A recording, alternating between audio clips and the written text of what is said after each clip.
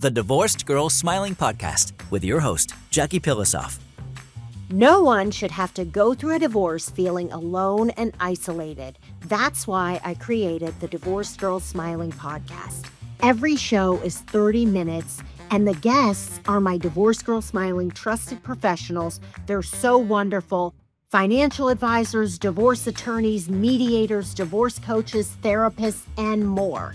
We talk about every subject that you can even think of having to do with divorce. The podcast is meant to empower you and inspire you and make you feel really, really confident so that you can have a good divorce outcome and a great post-divorce life. You can find the Divorced Girl Smiling Podcast pretty much anywhere podcasts can be found, and always at divorcedgirlsmiling.com. So grab a cup of coffee or a glass of wine and start smiling. Before we get started, I want to tell you about two Divorced Girl Smiling trusted professionals who I think are wonderful. The first one is Allison Alexander and Michael Goldstein, who are financial advisors with Savant Wealth Management. They are a team that specializes in helping men and women during and after divorce. And I have known Allison since college and really think the world of both Allison and Michael. Both went through a divorce and they have over 20 years experience in wealth management. If you want to learn more, you can find them at savantwealth.com. And you can also find them in the trusted professional section of Divorced Girls Smiling. I also want to tell you about a wonderful law firm in New York called the Miller Law Group. And I have known Catherine Miller, who's the founder of Miller Law Group, since 2020. And I was a guest on her podcast, which is called Divorce Dialogues.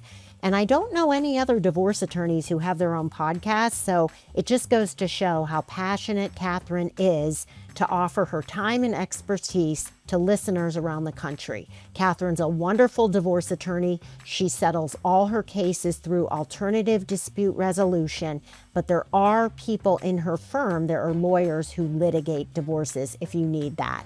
If you want to learn more, you can find Catherine and Miller Law Group at miller-law.com. Life when you're married is a lot different than life when you're divorced. There are so many changes, and I think that is a huge part of what stresses people out about getting divorced. Change is scary, it's uncomfortable. You're going to have a totally different life. That said, you might be listening to this thinking, I'm excited to have a new life. So every situation's different. And even if you are excited about the changes, it's a lot of stress. It's a lot of the unknowns. And that's what we want to talk about today. The changes that divorce brings and life after divorce.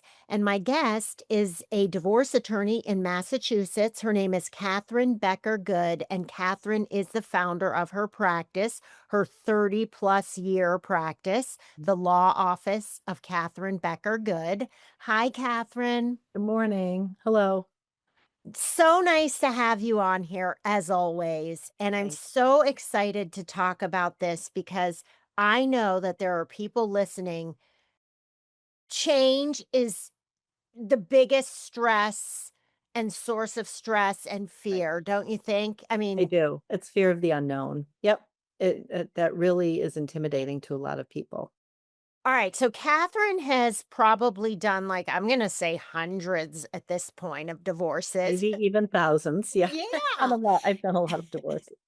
So she sees the person from the beginning and watches them go through all of these, helps them make decisions, and then watches them go through all of these life changes, and then probably hears from them months later or years later, and they're probably very different. So let's jump in and talk about some of the changes. The first one that I believe is a huge change for people is when people are going through a divorce, they've never been in a lawsuit. I mean, would you say that divorce is a lawsuit? It doesn't, that sounds much worse than what it is, but it is a lawsuit. And most people getting divorced have never been to court for anything. Right. No, that's true. Now, and I would just limit that to contested divorces. If you have an uncontested divorce and people are going forward together, they're obviously going to court, but it's less of a lawsuit because it's not adversarial. But absolutely, a contested divorce, it is a lawsuit. One person is suing the other. One person's the plaintiff, the other's the defendant. They both are advocating for certain things. They're both trying to convince a judge, that their position is reasonable and how the court should order or what the court should order. So it absolutely is a lawsuit and it can be very intimidating. So when somebody serves somebody, somebody files for divorce, Mhm. that is initiating a lawsuit. Correct. And so in your practice, do you try to, if you know the couple can get divorced through mediation, do Mhm. you try to deter them and say, like, let's make sure they know we're filing? So to keep it all on this playing field of amicable. It depends. I usually ask the client because sometimes notifying a spouse that you're filing for divorce can actually escalate the tension and the conflict. So it really, I always defer to the client and say, what do you prefer? Do you prefer to tell your spouse ahead of time that you're going to be filing, or do you want to wait until you've filed and then tell them? And I just follow their lead because they really know the situation better than I do. But you follow their lead, but you also talk them through it because they might say, well, I Oh, don't really absolutely. know. Right. Yes. And so Mhm. then Catherine can help you say, "Well, how do you think your spouse is feeling at this point? Is he gonna be surprised? Does he Mm. want the divorce also? If he wants the divorce also, then you just tell him, 'I'm filing for divorce. Please be prepared.'"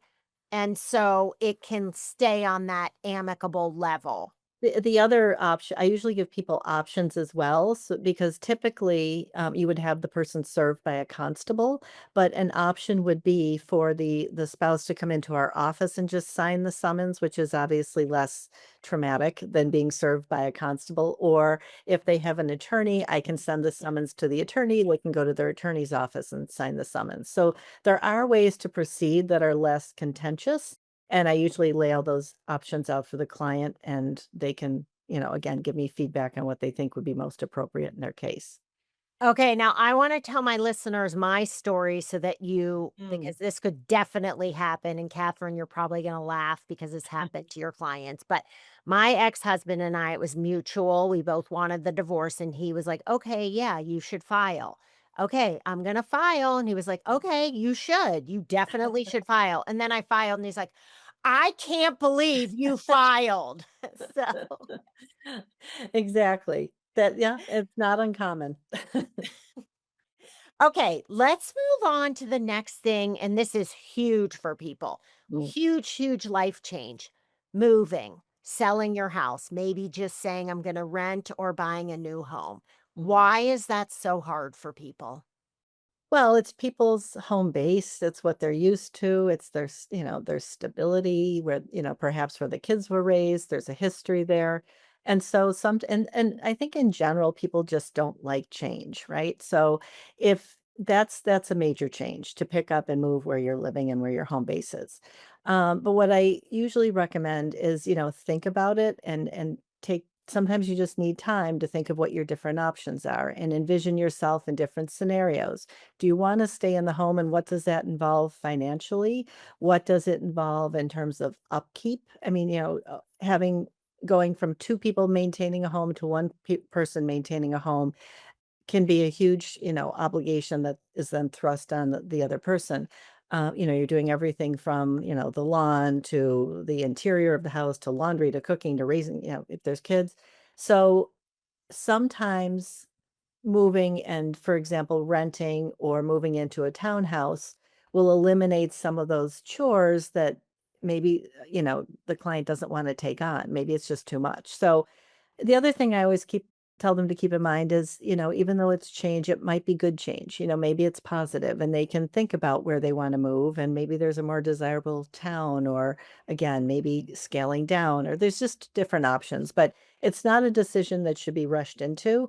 It's also I always recommend if people are thinking about keeping the house, talking to a mortgage person to see if they qualify or what their monthly payments would look like because maybe it's financially not an option, and then they just need to know that up front so they can then make plans to move forward. I betcha that you're gonna tell me that so many clients will come see you and say you'll say, "Do you think you wanna stay in the house?" And then they'll say, "Yes, Mhm. definitely," because that's the safe answer.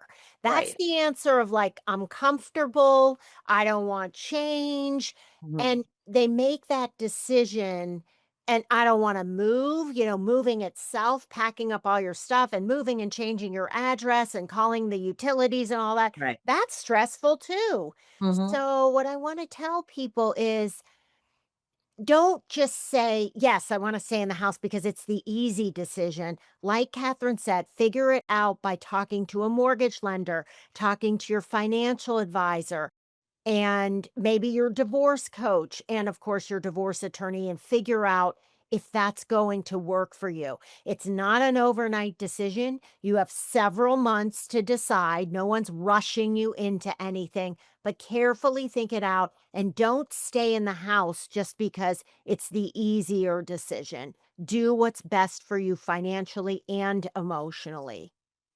Right. You're listening to the Divorced Girl Smiling podcast. My name is Jackie Pilosoff, and I'm your host. And today I'm here with divorce attorney Catherine Becker Good. She's based out of the Boston area in Massachusetts, where I used to live. Mhm. And we are talking about the life changes that go with divorce. We're going to take a short break. And when we come back, we have like four or five more big, big changes that you're going to want to hear about. We'll be right back.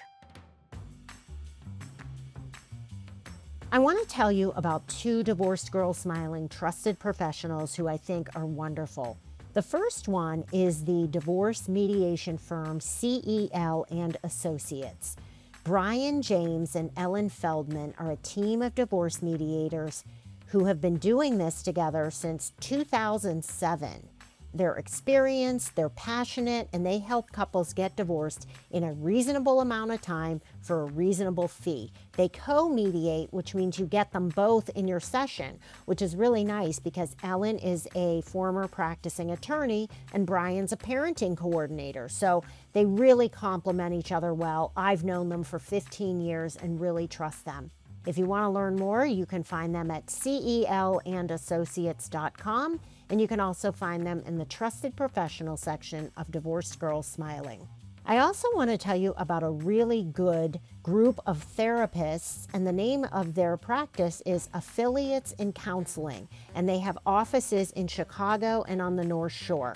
I've known co-founder Jason Price for about 12 years, and he is a wonderful therapist, and the team he has working for him, all therapists are so wonderful, the ones I've met, and they all have different niches in divorce and post-divorce work. They see individuals, couples, families, and young adults, and actually children as well. Can't say enough, great group of people. If you want to learn more, go to affiliatesincounseling.net, and you can also find them in the Trusted Professional section of Divorced Girl Smiling. Welcome back to the Divorced Girl Smiling podcast. My name is Jackie Pilosoff, and I'm your host. There are so many life changes that go with divorce. That's what we're talking about today. My guest is divorce attorney Catherine Becker Good. You can find her at cbgoodlaw.com. She's been in practice for over 30 years. Wonderful attorney. You know what I think about you, Catherine? I've never seen you in court or anything, but you're so calm that, like, if somebody did something out of left field, I bet you have a great poker face and you would just kind of like, I can't ever imagine you being like your feathers ruffled. Right. Well, not a lot phases me because I've I've just seen a lot, and you're right. People just do things that, I would never recommend that they do, but it's again, I think I try not to react and just deal with the situation and move forward. And what's good about you also is that you're not the kind of attorney who wants to fight and battle it out. Not that you're not Mm. willing to do that if you Right, need to, right, but like amicable is so much better for everybody, the right. kids, and even people listening. It's better for you. I know you're angry and resentful and you have a lot of bitterness about your ex, but this is the rest of your life, and to get divorced amicably is so much better. Absolutely. All right, number 3 of our divorce changes that go with divorce, life changes. Do you see a lot of people who you have to say you have to go back to work, your financial situation's gonna be different, and how do they react to that? It's interesting. If people have been out of work for a while, they're usually resistant. But what I find is if people do go back to, and not everybody does, some people just, decide that they're going to move forward without the additional income. But if they do go back to work, what I find is that they're usually they feel much more independent and much more liberated because they now have their own source of money coming in, which just gives them more options, and more financial security. So, and then some people also, it's just nice to be around other people and they're back socially, they're interacting with other people and engaging. And so I'm a big proponent of work, if it works for the family. Obviously, there's certain situations where it doesn't work if you maybe have a very young child or if the cost of daycare would exceed what you're able to make, earn, in going back to work. But, in general, I think it's a good thing, and I think it empowers people, it makes them more independent, and it just gives them more options, which is really the goal. Well, talk about resistant. Yours truly. There was nobody more resistant. I did not want to go back to work. I waited way too long.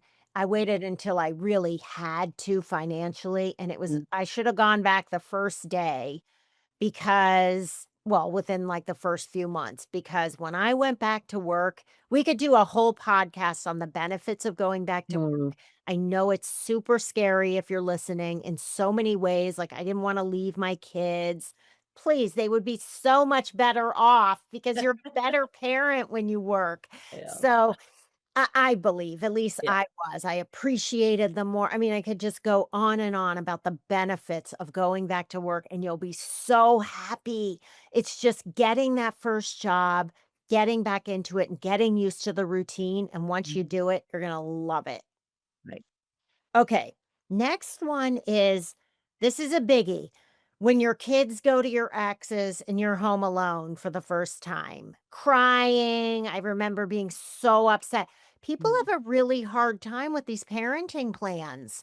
They do, particularly if and we're typically talking to women here, particularly if the woman has stayed at home with the kids, and some people have very strong convictions that they don't want, non-family members babysitting. They think they're the best caregiver, which they may be, but, they don't want anyone else watching their children. And particularly if they think that the spouse is lacking in ability, and maybe it's because they never really helped out with the kids, but it's funny and I always give this one example where I had a client who was petrified to send the children to her husband, and they were older, they were like 12 and 10, and the court ordered it, and when I saw my client 3 months later, she came into the office, I said, "How's it going?" And she said, "It's wonderful." She said, "I can now go and get my hair cut, I can get my nails done, I have all sorts of time to myself," which she never had time to herself, and I think once,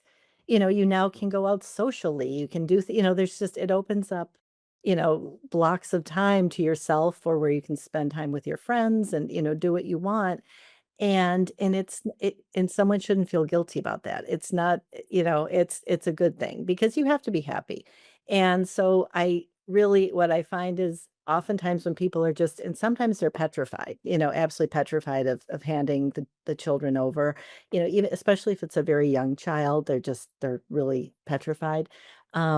But then they find once that happens and everything's okay and and I have to say in however many 37 years I've been doing this, I've never had a case where it came back and the child had been injured because, in the care of the other parent.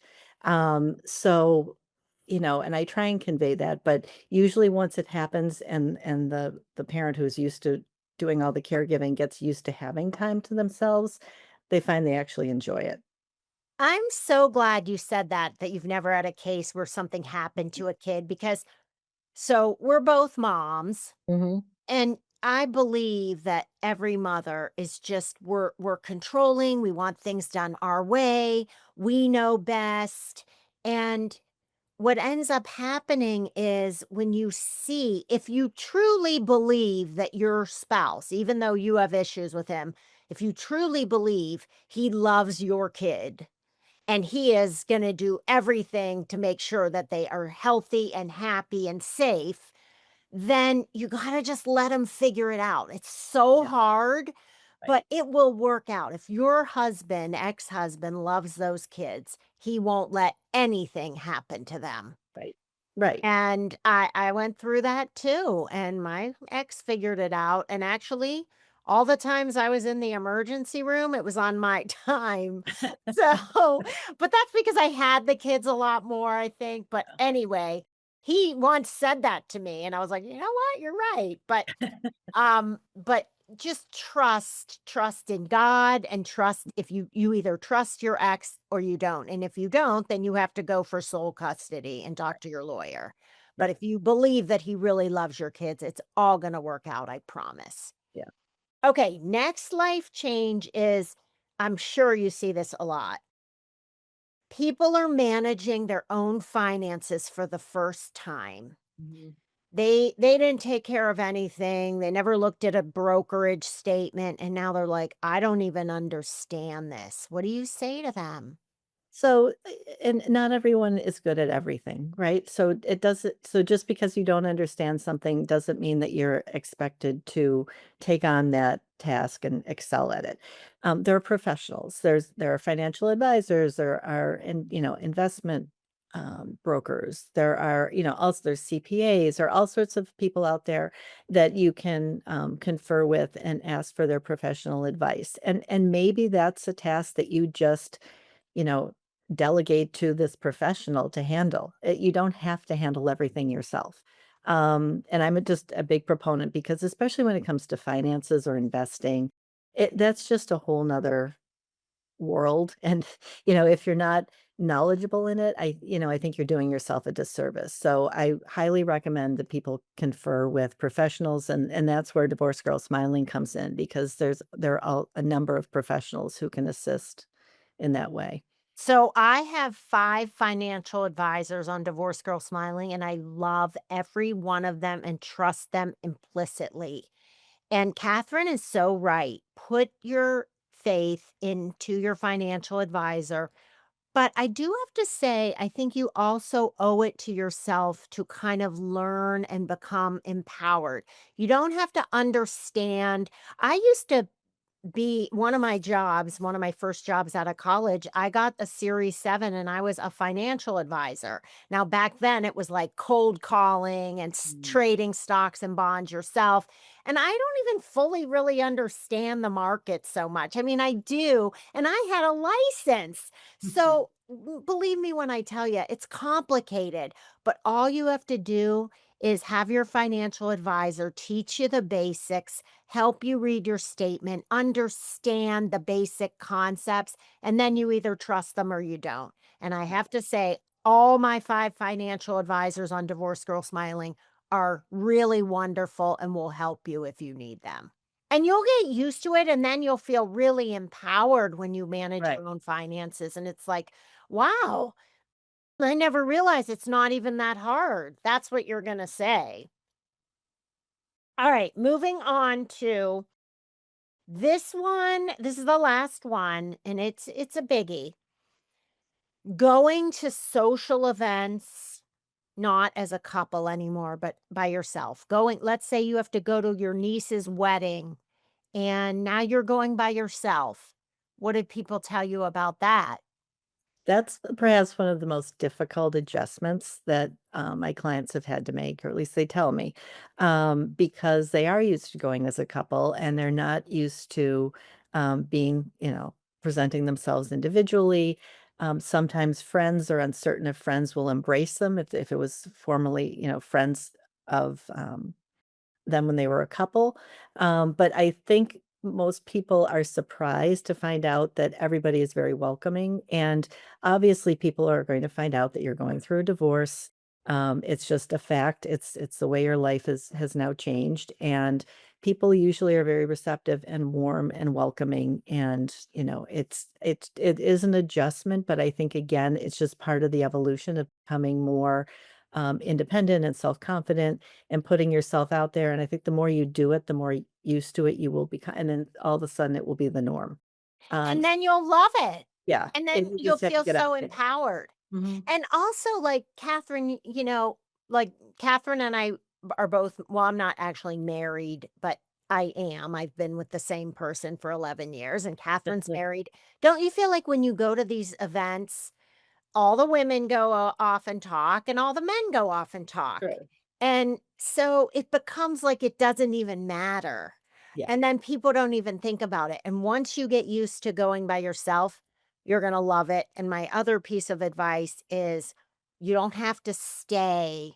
You can tell yourself, I'm going for 1 hour. And Mm. then I bet you end up staying for longer because you're having such a good time. And then I always recommend the Irish goodbye. Don't Yeah. tell anyone you're leaving because then they're going to be like, wait, stay. The cake's coming out. Like, go, just buy, just duck out and Yeah. tell them, send them a text the next day and tell them what a great time you had. I think that's great advice. And then also, you're gonna meet someone as soon as you get comfortable being by yourself. It's not like this is a forever thing, Mhm. is what I wanna tell people. So please have hope because I'm a romantic and I really believe in love and marriage if you're married to the right person. And I think it's wonderful. Here I'm saying, oh, I believe in marriage and I'm not married, but I feel like I'm married. Yeah. But I Married don't in want spirit. anybody to lose hope because it really is a wonderful thing. And if you're getting divorced and you're feeling so sad about it, remember that you're on a road to meeting the right person for you.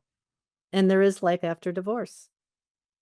You have a Oh, lot of years. Catherine, Yeah, how much did we love this I conversation? did. This was a great interview, I think. It was. Thank you so much for taking time to be on the show. You're welcome. Thank you for having me.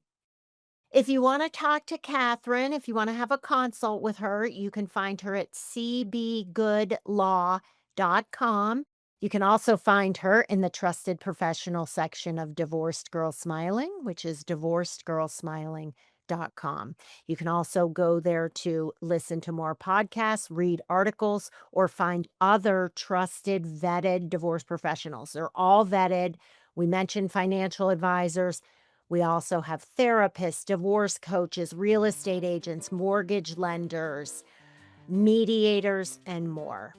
Thank you so much for listening, everyone. We'll talk to you real soon.